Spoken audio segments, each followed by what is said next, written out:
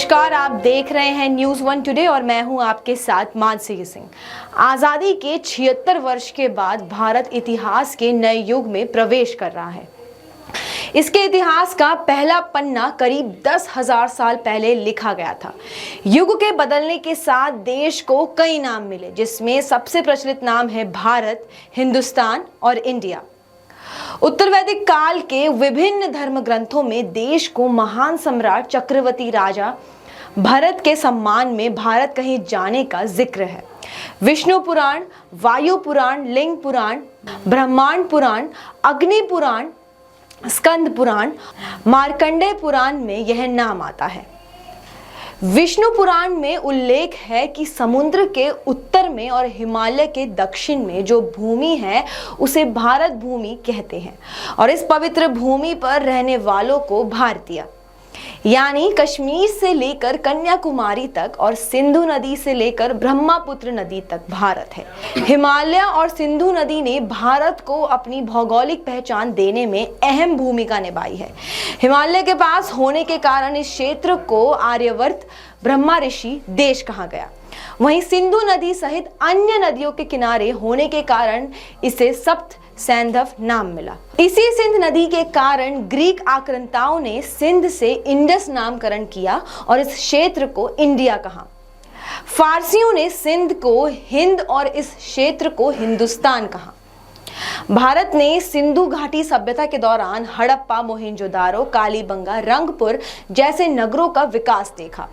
वहीं आर्य सभ्यता में गांधार, अफगानिस्तान का कंधार, पुरुषपुर पाकिस्तान का पेशावर, तक्षशिला मतलब पाकिस्तान, पाटलिपुत्र मतलब पटना, उज्जैनी मतलब उज्जैन, कौशांबी जैसे शहरों का विकास हुआ।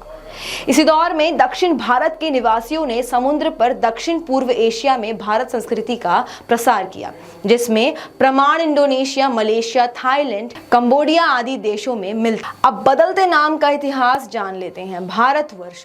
सम्राट भरत के बाल रूप की यह पेंटिंग राजा रवि वर्मा ने बनाई थी। भारत नाम के सबसे पुराने साक्ष्य ऋग्वेद में मिलते हैं, जिसमें एक युद्ध में भारत नाम के एक कबीले का उल्लेख मिलता है। इसके बाद भारत नाम के जिन राजाओं का उल्लेख मिलता है उनमें सबसे प्रतिष्ठित हुए सम्राट भरत, जो दुष्यंत और शकुंतला के पुत्र थे। इनके वंश में ही पांडवों और कौरवों का जन्म हुआ। इन्हीं के नाम पर इस भूमि को भारत नाम मिला। भारत के अलग अलग नाम रहे हैं, जैसे जम्बू द्वीप, भारत खंड, हिमवर्ष, भारतवर्ष, आर्यवर्त। हिंदुस्तान। इतिहास के साक्ष्य बताते हैं कि हिंदू शब्द ईसा से 5वीं सदी पूर्व अस्तित्व में आया।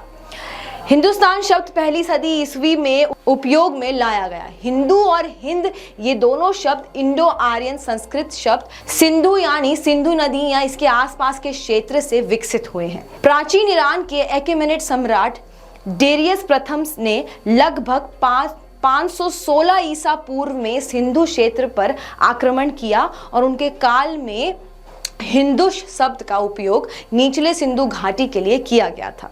भारत के अंग्रेजी नाम इंडिया की उत्पत्ति इंडस मतलब सिंधु शब्द से हुई है। इससे मिलते जुलते नाम यूरोप में यूनियनों के बीच 4वीं सदी ईसा पूर्व से प्रचलन में आने लगे थे। ग्रीक लोग सिंधु नदी को इंडस के नाम से पुकारते थे और इन्होंने इस भूमि को इंडिके कहा। लैटिन भाषा में यह इंडिया हो गया है। इसकी प्रतिष्ठा सुनकर सिकंदर ने ईसा से लगभग 300 साल पहले आक्रमण किया था। यूनानी राजदूत मेगास्थनीज ने भारत की परिस्थितियों, सभ्यता और संस्कृति पर इंडिका नाम के ग्रंथ की रचना की। इंडिया नाम पुरानी अंग्रेजी में 9वीं सदी में और आधुनिक अंग्रेजी में 17वीं सदी से मिलता है।